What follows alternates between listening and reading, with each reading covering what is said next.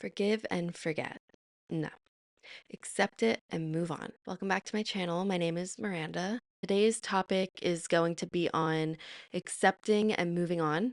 I feel like this kind of falls into the whole like forgive and forget thing, but I just don't agree with that. Like, one, I don't think everybody deserves to be forgiven. And two, I don't think we can just magically forget what people have done or past hurt. I think that's something we need to work through.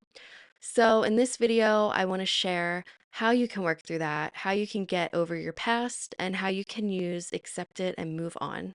Obviously, the first thing is to accept it, um, accept the situation. I don't really share a lot of my personal life on the internet, but for the sake of this video, I was in a very long-term relationship and we ended. I'm not going to share why, but we just did. That's something that I had to come to terms with and accept my new reality of no longer being in this relationship, no longer going to this person for everything, and pretty much learning life without them. Um, so if that's a situation you're in, or maybe a friendship ended, you have to accept what they did and accept now the new reality. It's so easy to just stay stuck in the past and keep thinking about a situation and what could have been and could have said this and almost obsess over it. Once you accept, you're letting go. You're letting go of the control.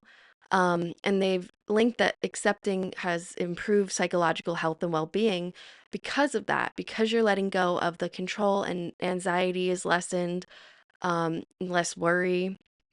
You can't go back and you can't change a situation that has happened. You can't make it, you can't undo it. All you can do is accept that that's what happened. So you can stay sad and thinking about it and almost torture yourself in that. Or you can decide to say, okay, that happened and that sucks, but it happened. And how are you going to move forward? What are you going to do now with your life? Because that's all you can control is your life. And if you get up the next day and make a change. Second thing is to acknowledge your feelings. So now we've come to terms with everything. That's going to bring on some feelings. And let's say you were like cheated on or somebody really broke your trust.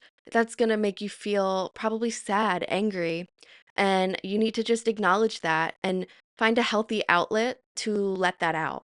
Um, as tempting as it might be to go and punch that person, don't do that. Maybe go to the gym instead. Maybe journal about it. Go on a walk. There's many ways, but and if you want to sit and cry one day, that's fine. But don't sit in that pain forever. You have to acknowledge it and push through and come out the other side stronger and better. I think we try to avoid our feelings. People try to avoid it, maybe partying, drinking, constantly working, distracting themselves, jumping into new relationships. That is so common. People have a really hard time being single. And I do want to make a video on like being single and all of that. But people use anything and everything to distract themselves from what they're feeling and the pain rather than just sitting there in it. And no, it's not fun. It sucks, but like you need to do it. If you want to come out stronger and you want to feel better, you need to just sit there and deal with it. And it'll bring up a lot, honestly, especially if you're going relationship wise. If you were in a relationship for a long time and now you're not, it's going to bring up a lot of feelings, a lot of your own like problems and past traumas that maybe you've never dealt with. But I recommend to be alone for a little bit. A lot of the reasons why people get into these types of, let's say, a bad relationship is because they haven't dealt with inner issues and things from childhood, maybe.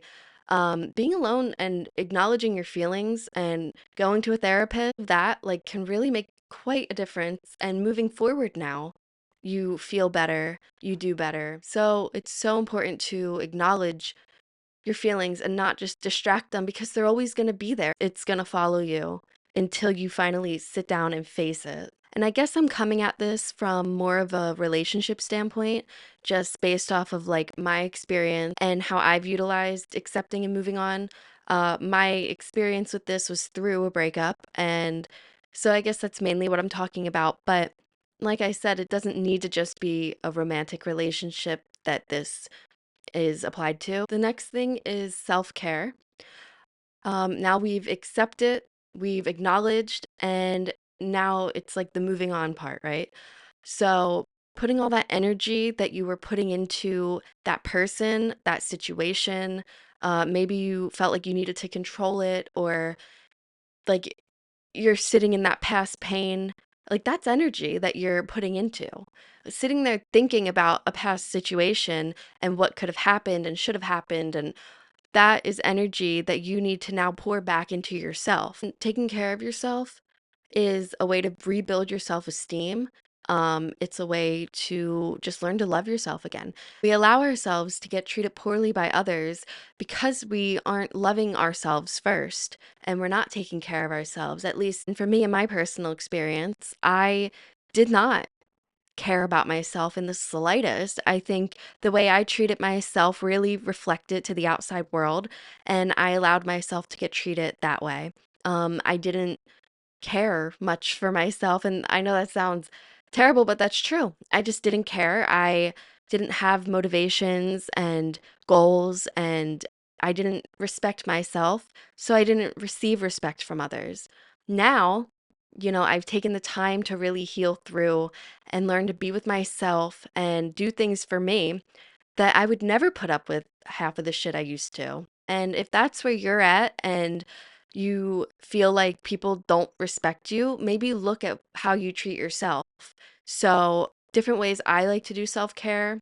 I love to journal. I like to go to the gym. I do music. I like to write music and write songs, and I started a band. Those are like my outlets for self-care. You could like learn if you like cooking, learn a new recipe, try a new workout class, buy a new workout set or like a new outfit, get your hair done, get your nails done. There's so many things. But that's super important is to now pour this energy back into you. And that now helps you look forward and create goals. The next thing I want to speak on is about setting goals. I saw a thing and it said, when you're driving, okay, we drive looking forward, moving forward. We're not looking in that little mirror, the little back mirror. Like we're not staring at that driving the whole time, looking behind us and focused on what's behind us. You're looking forward, you're moving forward. And I think that is how life is too. In life, we can't keep looking behind us and constantly what happened? What like, focused on that. That gets you literally nowhere. That gets you literally stuck and doesn't benefit you in any way. Oh, think of life like that, please. You need to set goals and keep looking forward. They don't even need to be big goals, honestly. Just anything to make you feel better and to keep you going. Be a 6-month goal of in 6 months, I want to learn how to play an instrument, or I want to run a 5K, or I want to learn how to cook 10 recipes. I don't know. But just setting goals that helps you to move forward and stop looking back in the past, because I think that's something that a lot of us struggle with, me included. Okay. I wouldn't tell this to you guys if I also didn't feel it, because that's not how I work. I don't tell you something and not do it. I was constantly focused on things and, oh, I wish this changed and that and no, it won't. You can't move forward. That's all I can say. And once you start doing that, you will level up, your life will get better. Things will just get better for you because you're not stuck in that low vibrational energy of sad and worry and stress and because you can't change your past. All right, well, anyway, that's all I have to say on this. I hope you guys enjoyed this video. If you did, make sure to leave a thumbs up and comment down below. Comment down below maybe some ways that have helped you move on from the past. Maybe if it was this or another way, I'd love to hear it. Also, if you guys do want to see more videos like this, sit down podcast style, let me know. But yeah, I'll see you guys in the next one. Bye.